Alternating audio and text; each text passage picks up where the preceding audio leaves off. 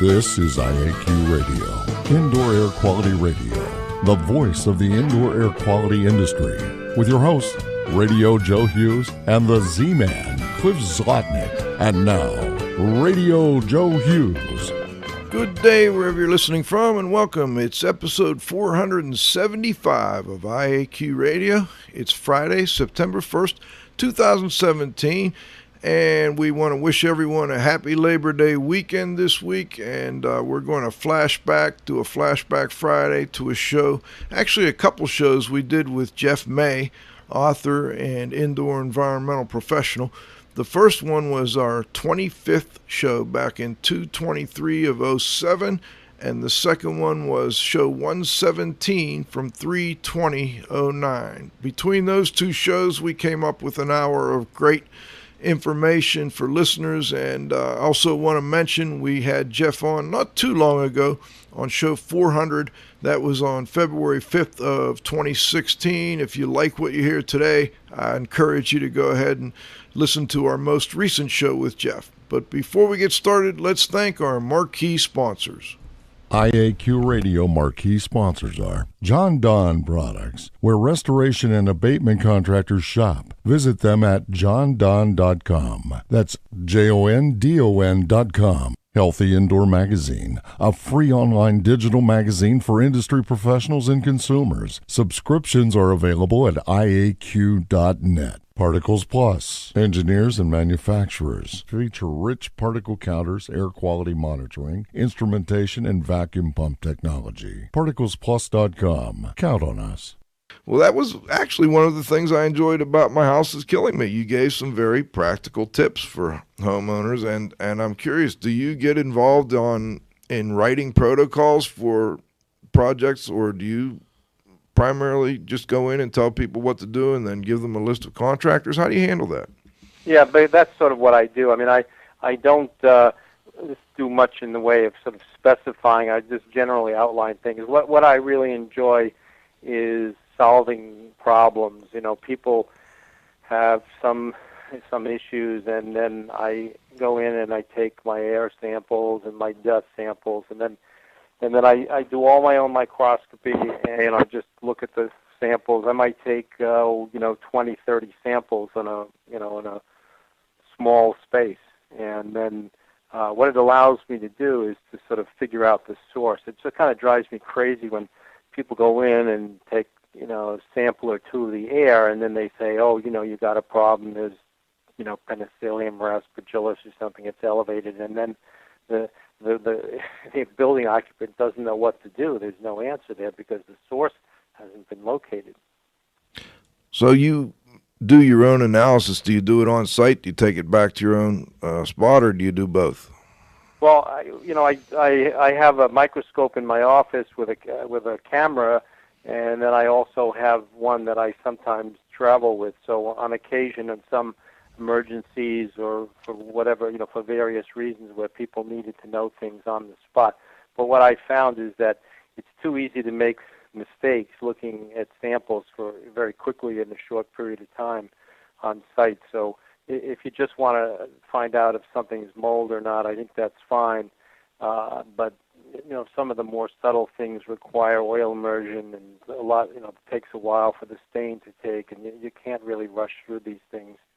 I'm curious what your thoughts are on the ERMI. Are you familiar? I'm sure you're familiar with EPA. Well, now it's the Environmental Relative Moldiness Index and PCR. Have you been playing with that at all, Jeff? No, and I did actually. I just had an article in that Indoor Environment Connections. I think the QPCR. I think it's going to be too. It may be too sensitive. I think it's going to be useful for some things, very useful. And it's a terrific sort of research tool, but I mean, for everyday analysis, it's really overkill. I mean, the greatest tool, as far as I'm concerned, for all air quality work, at least with bioaerosol anyway, is the microscope. And I guess your own nose and eyes and ears as well. Oh, absolutely, yeah. I mean, that's really key, yeah. You got to learn to listen to what the customers and clients are telling you, and then try and figure out what the problem is. And I'm curious, do you work with any other inspectors? Do you do any training courses? Have you ever been, do you do guest speaking? I do lots of speaking. I've given, hundreds of talks. I'm doing one at that Maine Indoor Air Quality meeting in March, and done some for IAQ I did, and I actually taught training. I had 2 or 3 sessions of teaching people how to do microscopy. It was a lot of fun. I had a video camera, the microscope, and 10 stations, and there are some people out there now who that's all they do. Really, they started doing it, as a result of that course, and now that's all they do is air quality. All right, and you don't do any home inspections at all now, do you? I'm just curious what you tell people who are looking for a good home inspector with your background. What type of tip do you give to a consumer who's looking for a good home inspector? Don't take the real estate agent's recommendation.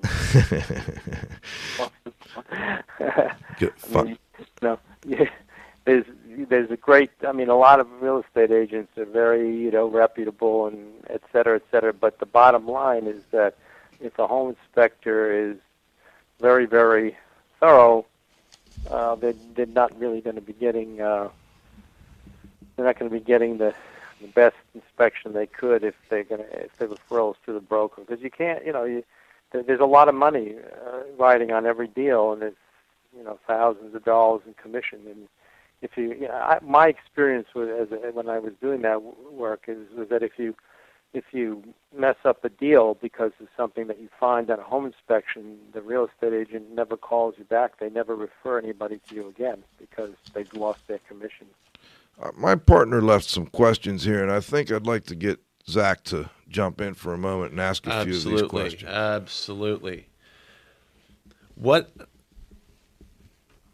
effect does an IAQ problem have on a family's interpersonal relationships?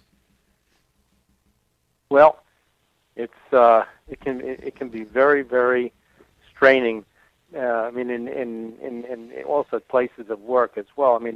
Usually there are only a small number of people, maybe one person who's really suffering. It's very common to find, the husband who's at work all day. Let's say he doesn't have exposure at home, whereas his wife may be home a lot more during the day, and the kids are home, and they have much higher exposures, and they're more likely to be sensitized. And they really don't believe they don't believe that. They just think the wives are complaining, or their kids are complaining. And I've actually had some people who, it's happened to me, I think maybe twice now, where they got the report and then the wife said, hey, screw you, and they got divorced. And I didn't get sued. But, they realized, there was a reason, and is there some type of statistical analysis that you've done on this, or is there some data on who is affected more as far as target groups, men, women, children? I don't have that so much, but that's an observation. What the statistical analysis I did do, I actually compared 600 sick buildings to 300 control buildings that I had inspected, and what I found was that the likelihood of having respiratory problems was twice as great if you had central air conditioning in a home, or if you had a finished basement with carpet. That was also very, very high. And the interesting thing that came out of it was that visible water stains and damage was not that highly correlated. And what it told me was that really the biggest problem in homes, and it's actually in other buildings, in bigger buildings too, it's the bioaerosol coming from the air conditioning system where you've got wet dust all the time. And then carpets, because they can have huge infestations of mold as a result of high humidity or mold, whatever, and you don't see it. You walk on it and you have tremendous exposure because of the disturbance of the mold. CJ? Your comments on carpet actually made me think of something. Every day I go to the gym and I work out, and where I work out, somebody thought, oh well, let's put carpet in the men's locker room, where quite possibly hundreds of guys are coming out of the showers dripping wet and walking on it. As I'm sure you're aware of, athlete's foot is technically a fungus. So you have to think they have carpeted locker room. Yes. The actual section where the lockers are is carpeted. Why do you go there? Because it's close to home. He wears those little plastic sandals. Trust me.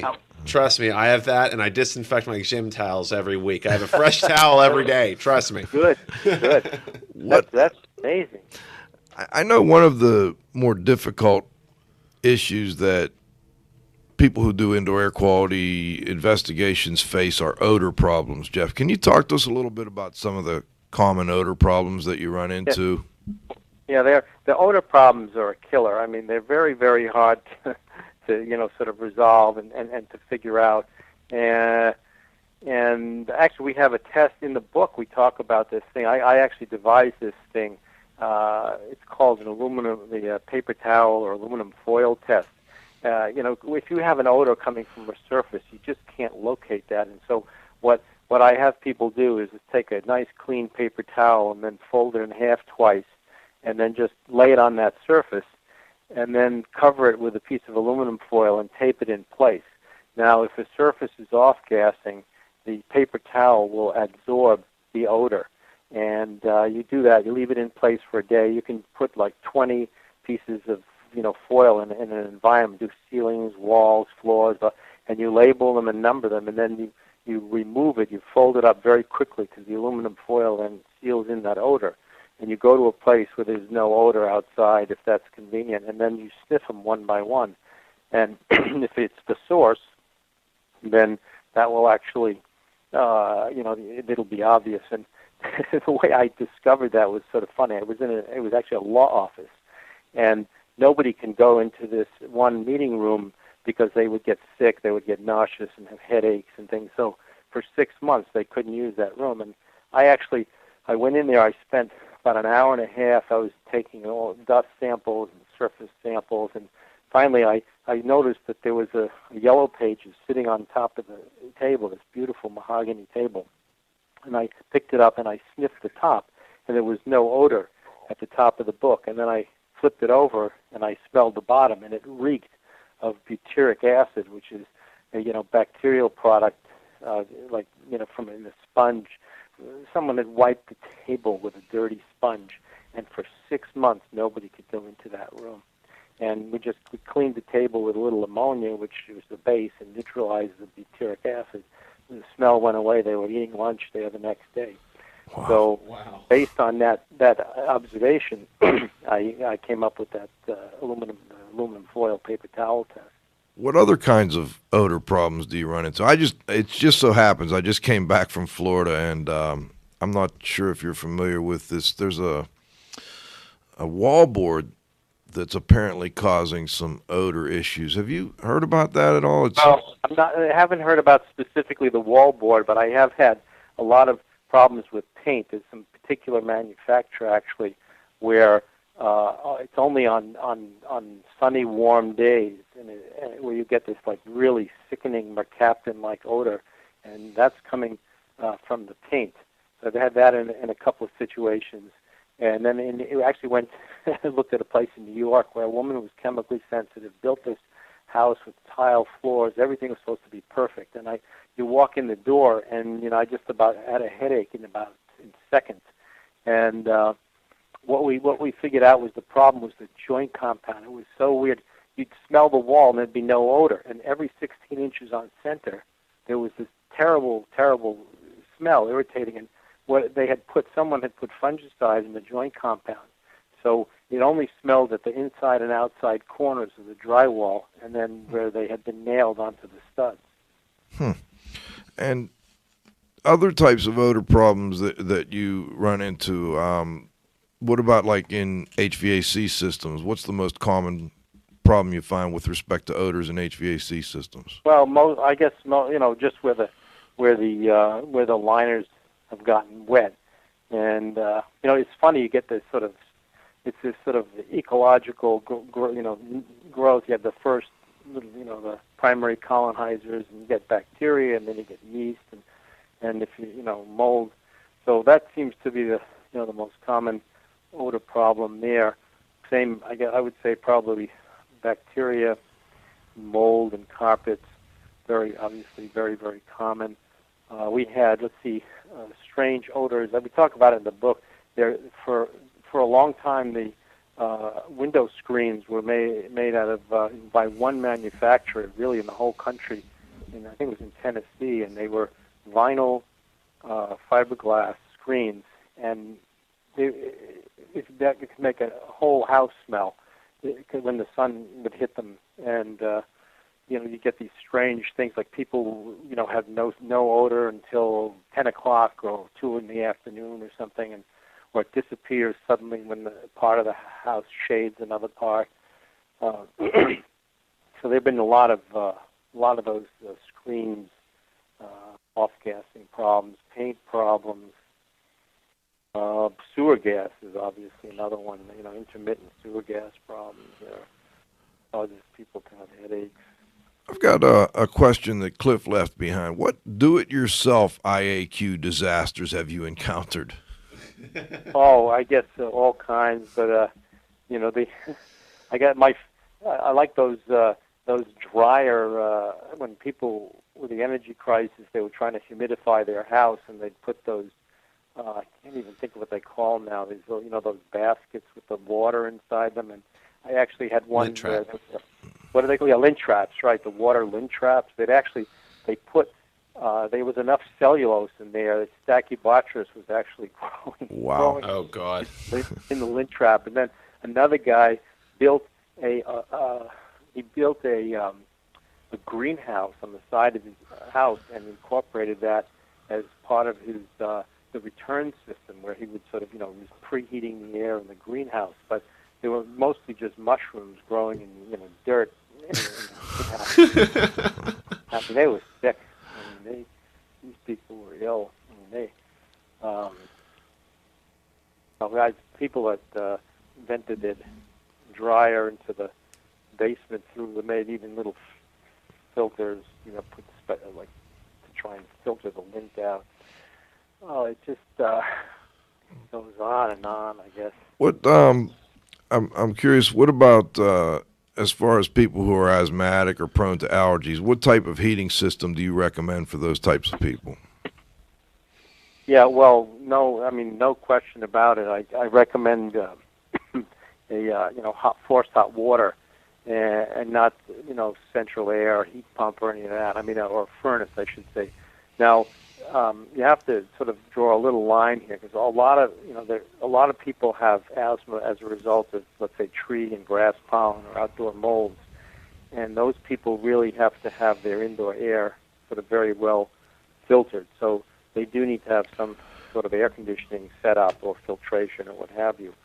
But the big problem that I find is that if you have central air conditioning in any building, actually, what happens is that you've got moisture, you have mostly inadequate filtration, so you have dust accumulation on the coil, you get buildup of all kinds of microbial growth, and so that material, which is mostly kind of wet in the air conditioning season, dries out during the heating season, and you get a lot of bioaerosol. So people who have central systems with air conditioning and heating combined, they are exposed to the same allergens, spring, summer, fall, and winter. And so that really raises the likelihood that they're going to get some sort of immune response. If you have baseboard convectors, at least for most of the winter season, you're not going to have the exposure to the bioaerosol. In the swing seasons, you have open windows, so really you're only dealing with the air conditioning season, and that makes it a lot simpler. So there ought to be separate heating and separate cooling. Well, Jeff, I've got a two-part question for you. I suppose you often deal with clients who've done their own diagnosis as to what is causing their alleged building-related illness. The majority of the time, have you found them to be right or wrong? And if you find them to be wrong, how do you get them to consider other possibilities as reasons for their illness? Well, it is pretty common for people to, to assign their symptoms to incorrectly. What I think I always do is I always believe the client.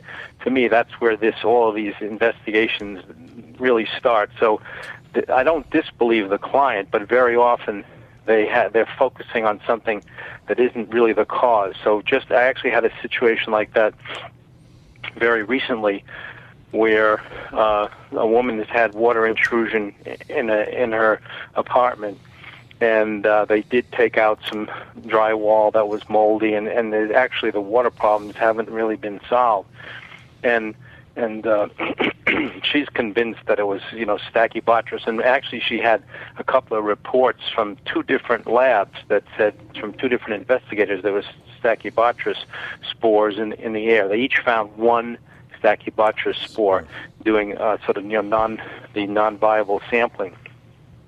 And I took about 25 air and dust samples in her apartment, and I did not find a single Stachybotrys spore. In fact, there wasn't even any mold. She was horrified. She really doesn't believe it, but she's using a lot of air purifiers, charcoal air purifiers, and they're throwing out little bits of charcoal, and they kind of look like Stachybotrys, some of them. So I think the other investigators misidentified the charcoal as mold spores. So now I have to tell her that it isn't Stachybotrys that's the problem. She's convinced that it's the problem. I don't know how to do that, but I actually brought the microscope to the job. I very rarely do that. I've only done it a few times, but because she's done microscopy, I thought she would, appreciate that. So she, looked at the slides with me, and then she just couldn't believe it. I mean, there were no mold spores in any of the samples, really. Interesting. And you don't know if that changed her mind yet or not, I guess. I don't know. I'm going to have. I'll have to call her, but at this point I'm not really sure. I think one of the problems might be just wool rug, and this is something else that it's not very common. Because I do my own microscopy, I can see a lot of things that other labs don't really report on, and there were quite a few fragments of wool rug in the air. Wool fibers fragment. And there's a scanning micrograph of this in my office. Is killing me. They fragment into very small respirable particles, and not every wool carpet does that, or wool rug. It's completely unpredictable.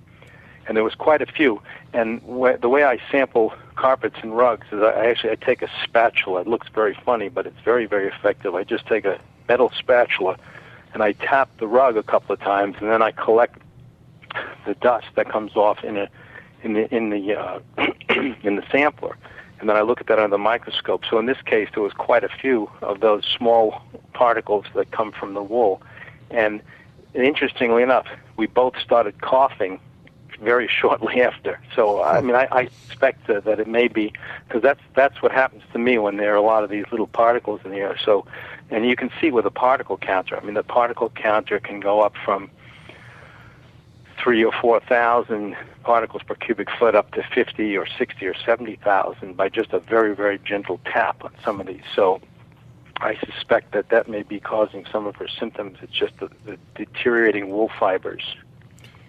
That brings up a question that I'm curious about, Jeff. With your particle counts, I noticed you used per cubic foot, and from about 3,000 or 4,000 up to 60 or 70,000. What's your ballpark rule of thumb for what is somewhat normal in a typical indoor environment for a particle count in per cubic foot? Well, I just happen to use that measure because people understand, cubic foot.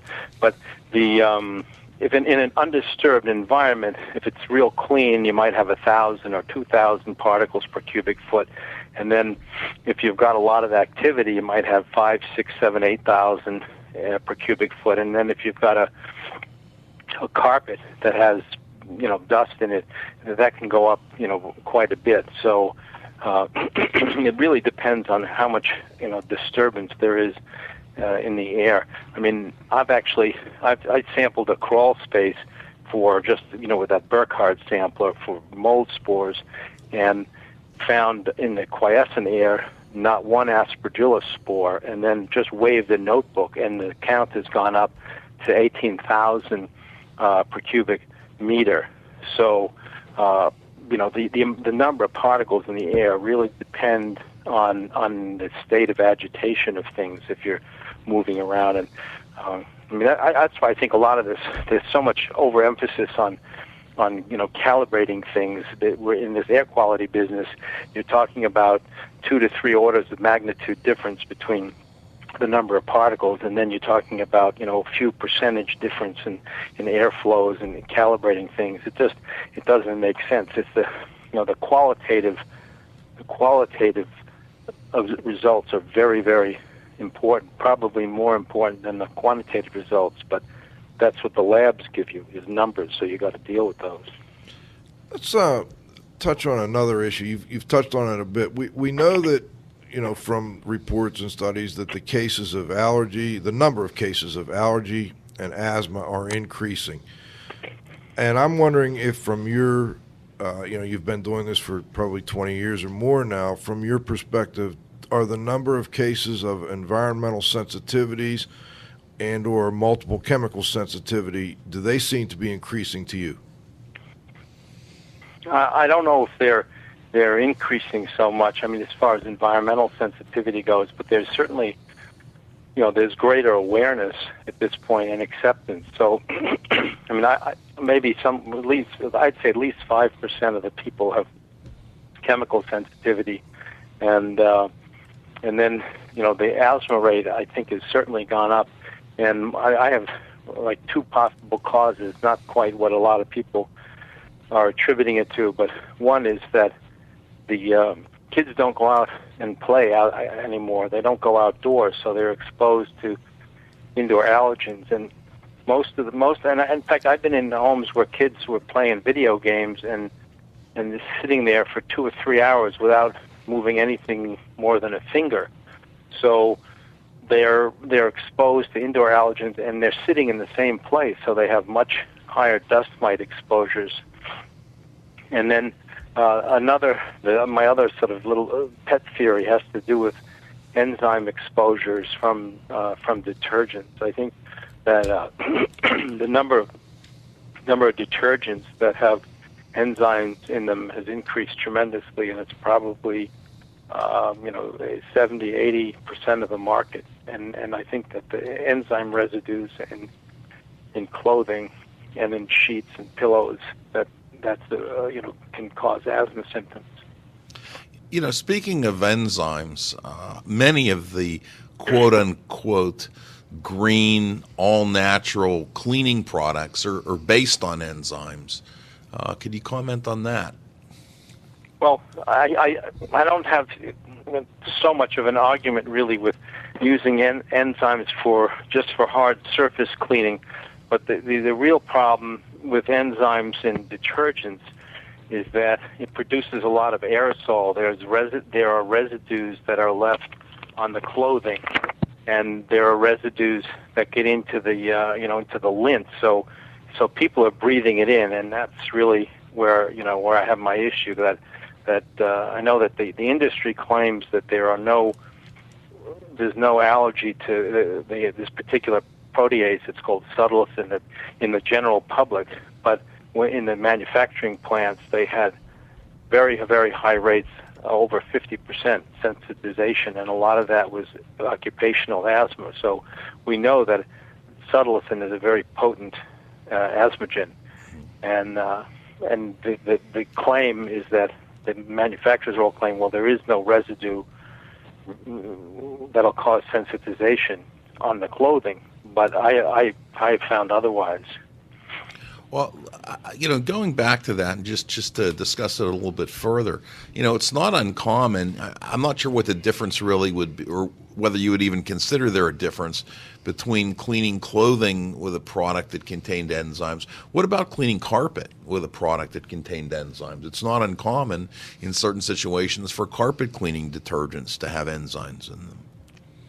Right. Yeah, that's interesting. Actually, I hadn't thought about that. I suppose if there's a lot of enzyme in there, then you could be creating a problem. It really depends on the extent of the residue that's left. It does vary tremendously. For example, if you the way I discovered this problem was I went into a home where I had been previously, and they had remediated a lot of things, and then I didn't have problems in any areas any longer, but every time I went near anything that had been cleaned, washed, anything, clothing in the closet, sheets, I had trouble breathing.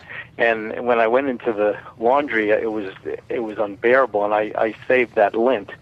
And I think probably that woman was very clean. She used, instead of 1/8 of a cup of detergent, maybe she used 1/2 cup or 2 cups. I don't even. But she used a lot of detergent.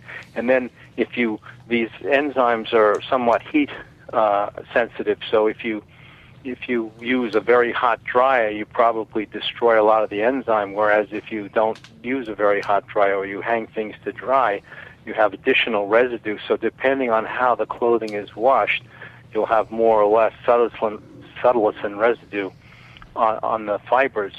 So that has a big impact on on whether or not you'll be affected by it. So if you're washing a carpet and you're using really hot water, not a whole lot of cleaning agent, you may not have an issue. Whereas if the water is colder and you're not using a lot of that, you use a lot of it excess, or it doesn't all get sucked out when in that second step, then you may end up with some big problems. Jeff, I was interested in, we had emailed back and forth a little before the show, and I was really interested in this particular topic, and it's subtilisins, Subtilisin.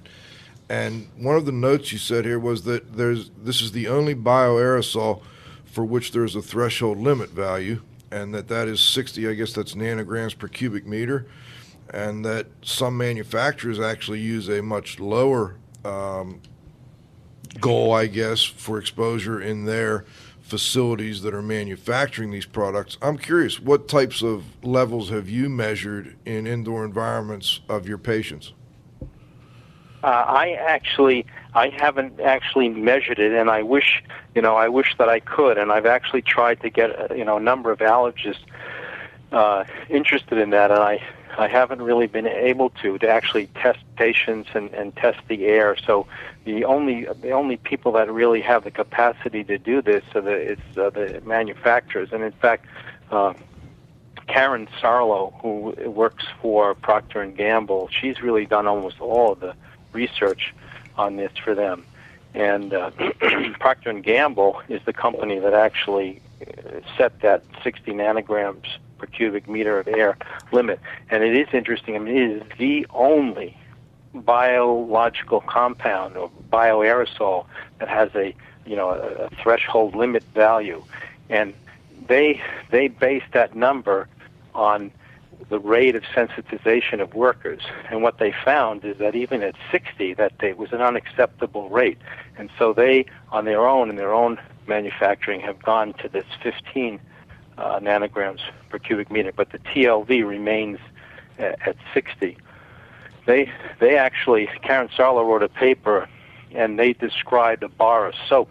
They thought it would be a great idea to put this protein enzyme in a bar of soap because it would get rid of the dead skin. And they did this very, very thorough analysis. I mean, they monitored aerosol in the shower and how much soap dissolved during a shower and concentrations in the air. And I think they had 60 people, workers, who participated in this thing where they used this bar of soap. And I think 5 people became sensitized after 6 months of just washing with the soap because they were breathing the aerosol in the shower. So the aerosol is very, very asthmogenic. There's no question about it, and it's a powerful sensitizer. And if you've got a laundry using an enzyme-containing detergent, and you've got a leak in a hose, for example, you're blowing that lint constantly into the air, people are breathing that. So I think it's more common than is accepted, but no one has done a recent study to actually look at it. Do you then recommend that your clients switch to enzyme-free detergents? And if so, has that seem to be helpful. Yes, in every case, if I see enzyme, and actually some of the organic, so-called organic detergents do have them, and I always recommend that they go to switch.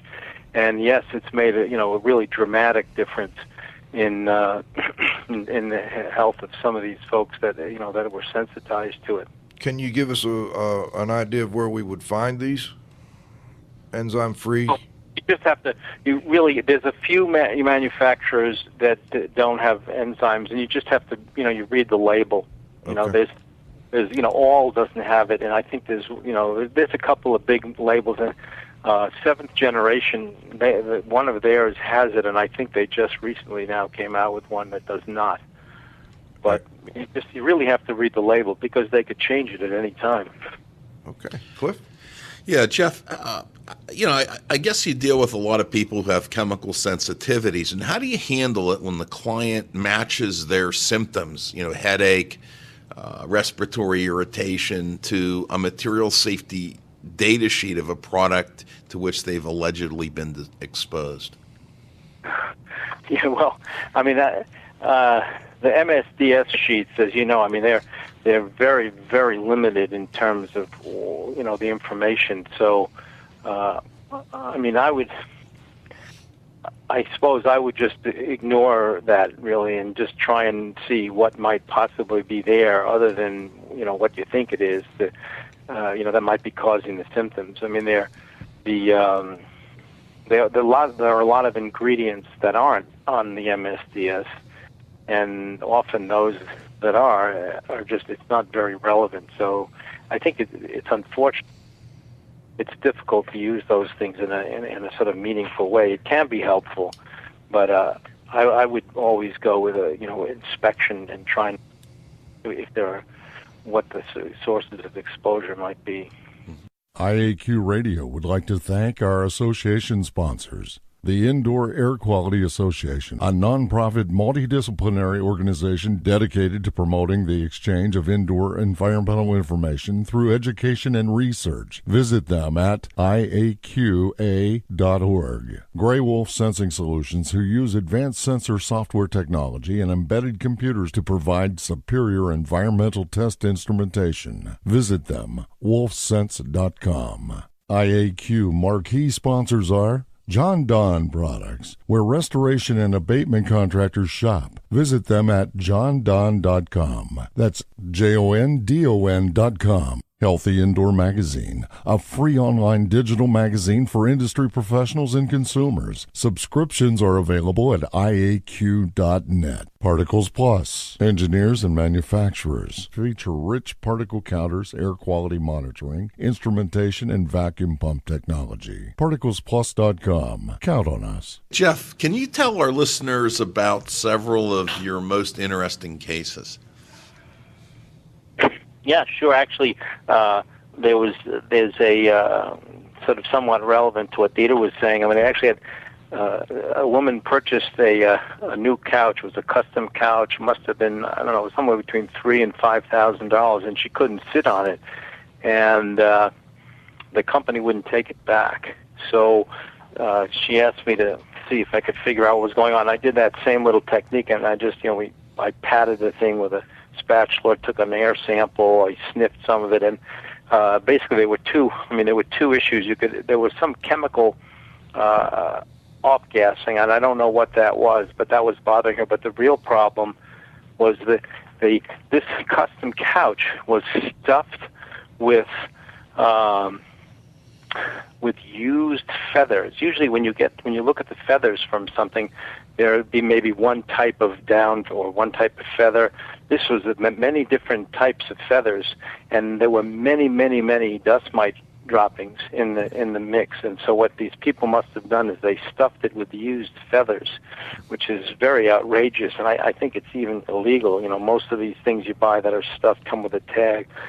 And she sent them the report. I don't think she has yet got her money back, but I had another similar situation with the mattress where a teenager was having asthma symptoms on this new mattress, and he had to sleep in his sister's room. And I took a small dust sample from the mattress, just tapped it, and it was full of pollen and mold spores, and actually there were some burned charcoal wood fragments in there, and a lot of little crystals that dissolved, because you have to look at the sample right away, and a lot of times the medium will dissolve some of the crystals, and you can see that. So there were some strange particles, and mattresses never get exposed to the outdoor environment because they're covered with sheets or whatever, and they're wrapped in plastic. And so the interesting thing was that the wood char fragments, the people didn't have a wood fireplace, so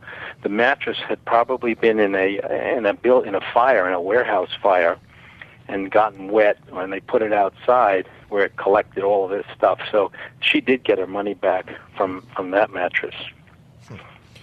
Those are two interesting cases. Now, let me. You mentioned dust mites, and these dust mites apparently, cause a lot of problems for people. Can you talk to us a little bit about what exactly a dust mite is, and how we can help control problems from dust mites? Sure.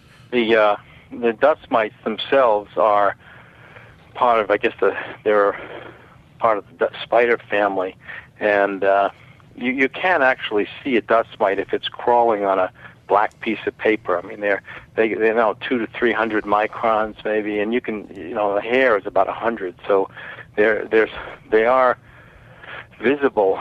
They're very, very fragile. It's sort of funny. Most of the scanning electron micrographs that you see of dust mites, they look very sort of formidable, armored. They look like some kind of lizard. Yep.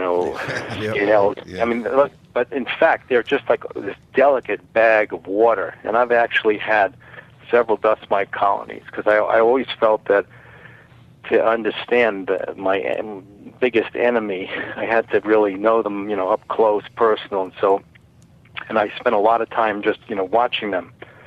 And occasionally I'd want to get one out of the colony, look at it under the microscope, and, you'd stick a pin in or something, and I'd probably kill about 10 of them just trying to pick one up.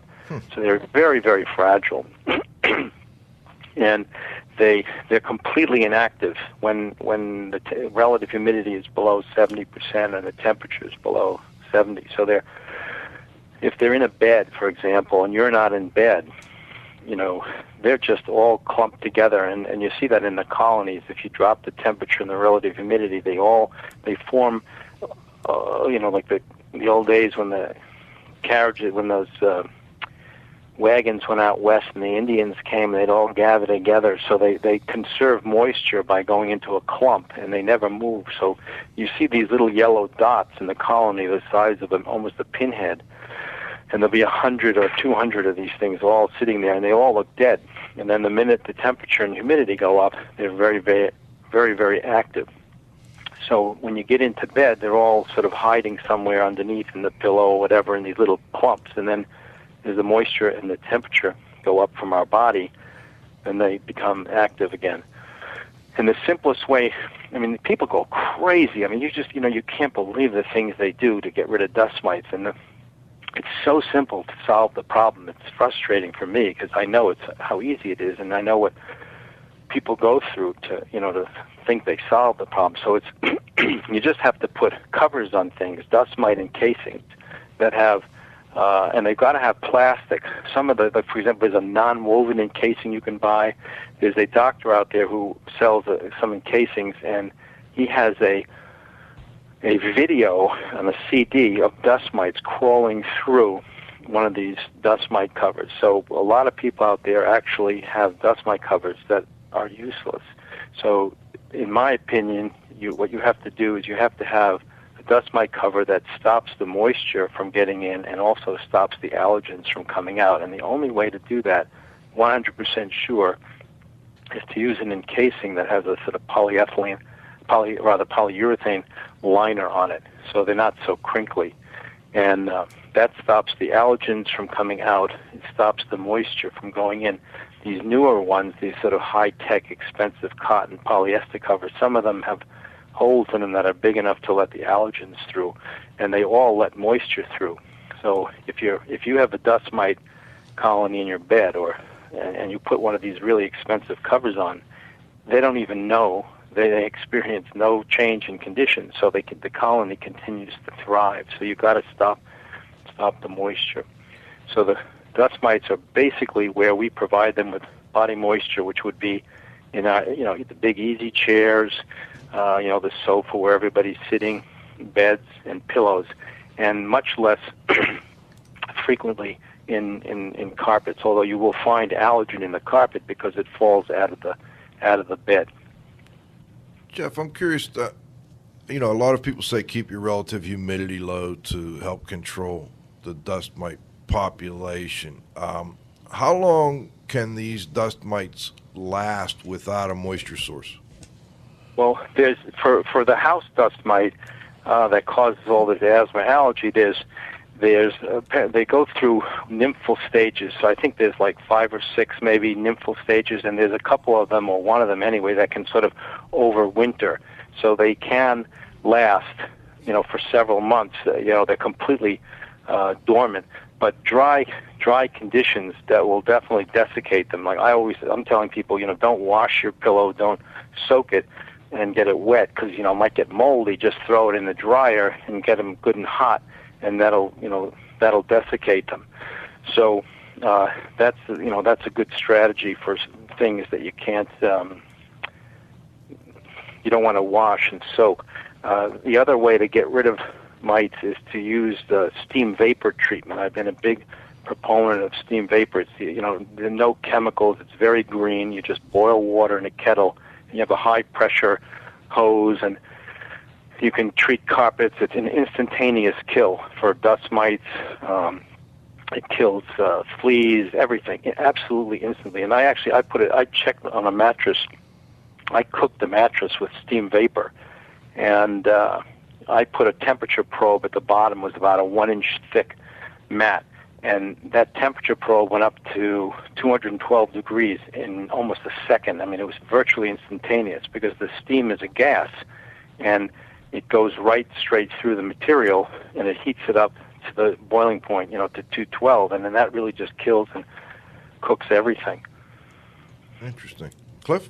I was just going to say, under pressure, you can heat it up hotter than 212. You can get those, some of those things might have a temperature of 300. I think Annie had a question for you. I do have a question for you, Jeff. In the kitchen, what is a common reservoir for the Pseudomonas? Well, the Pseudomonas is that stinky sponge smell, and I believe that you have wherever you have food and water, you're going to get Pseudomonas. So rags, around the sink. But I actually have a scanning electron micrograph of a sponge that had some milk on it that got very stinky. And you can actually, I forget, it's in one of the books. I forget, I think it's in My Office is Killing Me. And it's a skin scale, and it's being digested by bacteria. You can actually see individual bacteria, like dozens of them on the surface of the skin scale. And that's the odor, and that's where they are. I mean, I actually developed some silver polishes for a company at one point when I was doing some development work, product development, and Pseudomonas aeruginosa was a big problem in the polishes, so we had to put in some antimicrobial to keep them down. But it's a very common bacteria.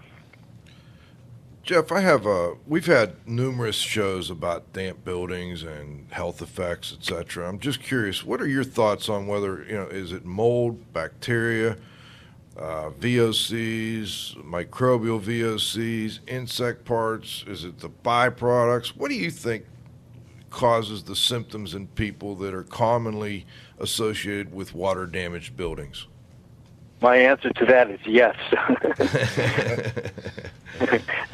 But I think one of the really overlooked problems, and I run into this a lot, that people are looking for discrete things. They're looking for mold spores, they're looking for bacteria, but the big sort of clinker in all of this is the fact that there are surrogate allergens out there on everything. And what I mean by that is, let's say, I was just talking to somebody about this the other day. Like Now I can taste salt in the air, like on a dry winter day where the roads have been salted. You drive along, you can actually taste the salt, and these are 2 micron sized crystals of salt that are aerosolized. Now, if you're allergic to a dog and the dog urinates on the salt, and then the salt gets aerosolized, you've got dog allergen on the salt.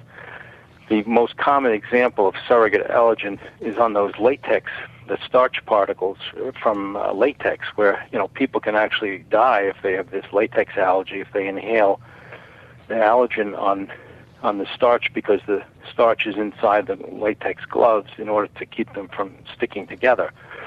So now picture one of those delicious-looking condensate pans in an air conditioning system, and it's full of this bioslime, there's bacteria, there's yeast, there's mold, it's grotesque, it stinks, and that's in the summertime. Now you take that, you have a hot air heating system, it dries out in the winter, and you're left and you look at the pan, and basically all you see is a bunch of rust. Well, when you look at that rust closely under a microscope and you stain it, you can actually see some of the remnants of these things. But that water is full of all of these allergens from all of these microorganisms. So I have been in environments where the air is very, very clean. There's almost nothing in the air, but there's lots of rust particles. So that tells me that the rust was probably in some pan sitting around with all these microorganisms. So the rust particles themselves can act as surrogate allergens. And I think that David Strauss looked at drywall particles from Stachybotrys growth and found that there was mycotoxin on the drywall particles. So it is possible that anything in the air can be bothering somebody, and that's why you really have to, you've got to look at the people and say, if they're having symptoms, there is a problem, and then you have to find out, what the source of the problem is. If you don't see spores in the air, it doesn't necessarily mean anything.